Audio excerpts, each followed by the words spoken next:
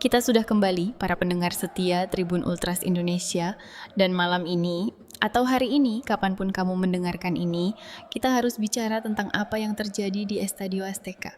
Inggris melawan Meksiko, babak 16 besar Piala Dunia 2026, 3-2 untuk Inggris, 10 pemain.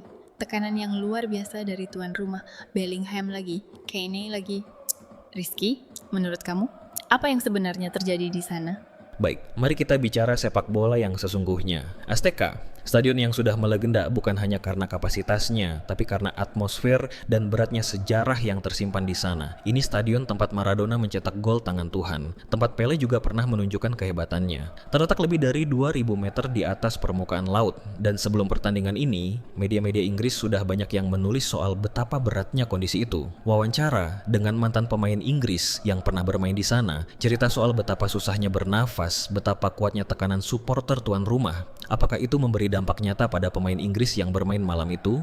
Saya tidak tahu persis, tapi ini yang saya tahu. Inggris melewati Meksiko 3-2 dan mereka maju ke perempat final. Ini bukan kemenangan yang mudah, ini bukan kemenangan yang nyaman. Ini adalah kemenangan yang diperoleh dengan cara yang paling berat. Dari sisi statistik saja sudah bicara banyak. Inggris hanya menguasai bola 33,2% sepanjang pertandingan. Itu rekor terendah mereka di Piala Dunia sejak pencatatan statistik dimulai. Dari awal pertandingan sampai datangnya gol Bellingham di menit 36, penguasaan bola mereka bahkan lebih rendah dari itu, sekitar 33%. Dan ini perlu diingat, Inggris adalah tim dengan rata-rata penguasaan bola 63,8% di turnamen ini, angka tertinggi kedua setelah Spanyol.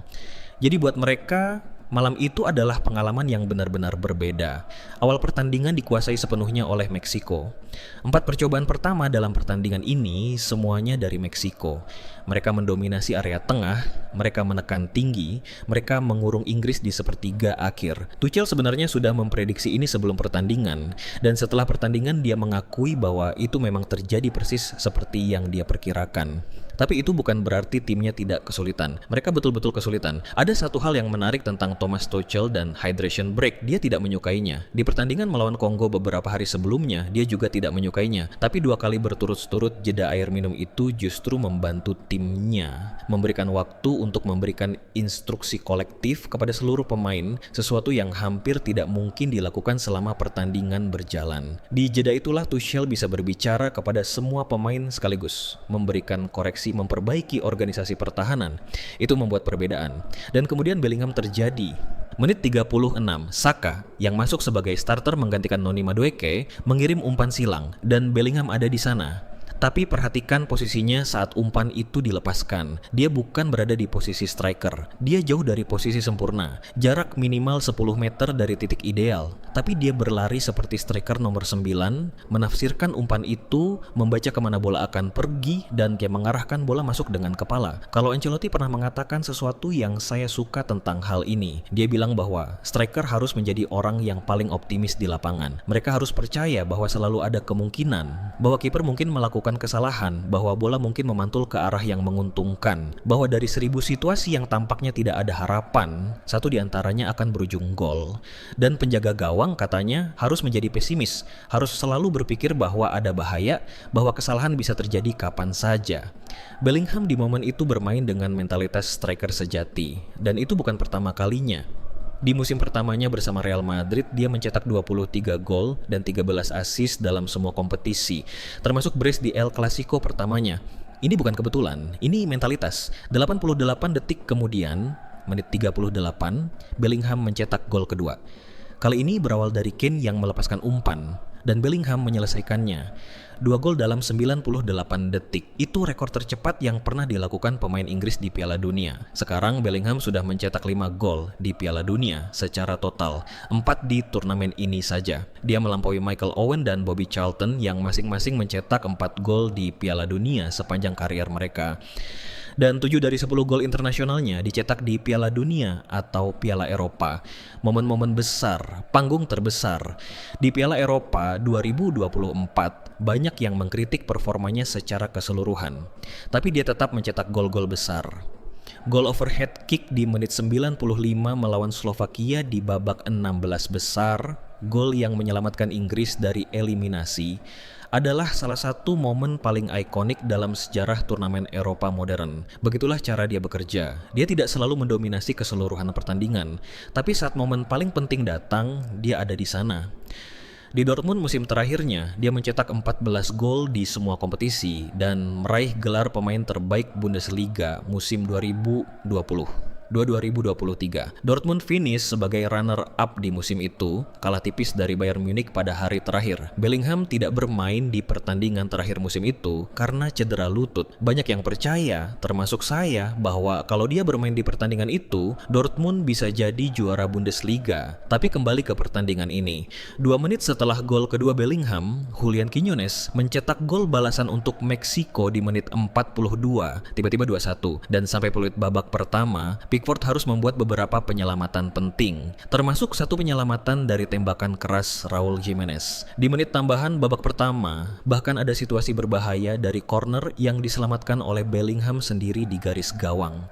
Babak pertama berakhir di bawah tekanan yang sangat besar. Babak kedua dibuka dengan sedikit lebih baik bagi Inggris. O'Reilly menembak dari luar kotak dan mengenai tiang. Tapi kemudian di menit 54 datanglah momen yang paling mengubah jalannya pertandingan. Jarell Quansah tackle keras pada Jesus Gallardo. Wasit awalnya tidak memberikan kartu merah, tapi VAR membalikan keputusan itu. Kartu merah langsung. Inggris bermain dengan 10 orang dan masih ada lebih dari 36 menit tersisa ditambah 11 menit injury time yang kemudian ditambahkan wasit. Ini perlu dicatat. Quansah bukan pilihan pertama Tuchel di posisi bek kanan.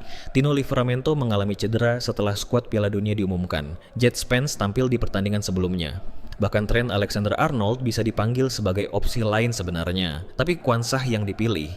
Dan ini kemudian menjadi keputusan yang mahal meski keputusan itu ada di bawah bayang-bayang nasib yang sulit. Setelah kartu merah, keputusan Tuchel menjadi sangat penting. Pertama, dia menarik keluar Saka, pemain terbaik Inggris malam itu secara ofensif, dan memasukkan John Stones sebagai bek tambahan.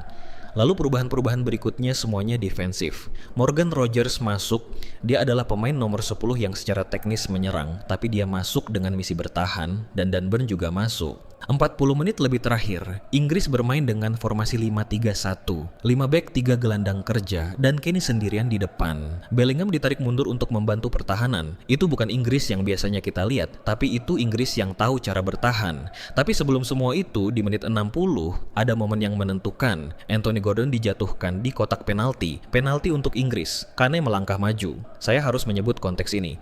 3,5 tahun lalu di Piala Dunia Qatar 2022, Inggris melawan Perancis. Buat saya, Inggris adalah tim yang lebih baik di pertandingan itu.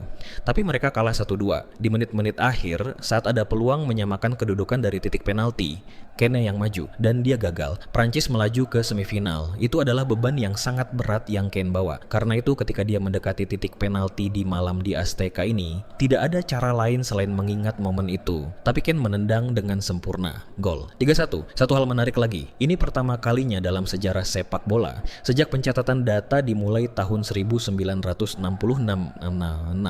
seorang pemain mencetak penalti sekaligus melanggar untuk menghasilkan penalti bagi lawan di satu pertandingan Piala Dunia yang sama. Karena tak lama setelah itu, di menit 69, Kane dinilai melanggar Brian Gutierrez setelah review VAR. Raul Jimenez maju dan menendang penalti itu dengan tenang, 3-2. Dan dari momen itulah sisa pertandingan menjadi yang paling menegangkan. Meksiko mengirim 49 umpan silang ke kotak penalti Inggris. Rekor terbanyak yang pernah dihadapi Inggris di satu pertandingan Piala Dunia dalam 60 tahun terakhir.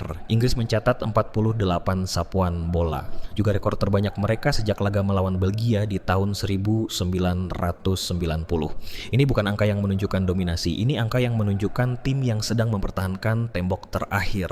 Dan di sanalah nama-nama seperti John Stones dan Dan Burn berbicara. Stones yang dalam 8 bulan terakhir hanya memulai satu pertandingan liga karena cedera, tampil luar biasa setelah masuk. Dan Burn masuk di menit 75, membuat 6 sapuan bola sendirian, tertinggi dari seorang pemain pengganti di seluruh Piala Dunia ini. Inggris menang 3-2. Mereka adalah tim pertama yang pernah mengalahkan Meksiko di Azteca dalam pertandingan Piala Dunia. Meksiko yang sebelumnya tidak pernah kebobolan 1 gol pun di turnamen ini, tiba-tiba menerima 3 gol dalam satu malam. Dan ini juga momen bersejarah bagi Inggris. Mereka akhirnya mengusir setan tahun 1986 di stadion ini, tempat mereka tersingkir oleh Argentina dengan gol tangan Maradona. 40 tahun kemudian, mereka menang di tempat yang sama. Tapi ada pertanyaan yang harus tetap diajukan. Pertandingan-pertandingan Inggris sebelumnya, rata-rata penguasaan bola 63%, malam itu 33%. Ini bukan hanya soal kondisi Azteca dan ketinggian lokasinya, ada juga soal pilihan taktis, soal organisasi pressing di babak pertama, soal kerentanan defensif yang muncul berulang. Mereka sekarang menghadapi Norwegia di perempat final di Miami. Norwegia yang baru saja mengalahkan Brasil 2-1 dengan Erling Haaland yang sekarang memimpin perlombaan sepatu emas dengan 7 gol. Itu adalah ujian yang berbeda lagi, pertandingan yang berbeda lagi. Tapi untuk saat ini, Inggris lolos dari Azteca dengan cara yang paling keras.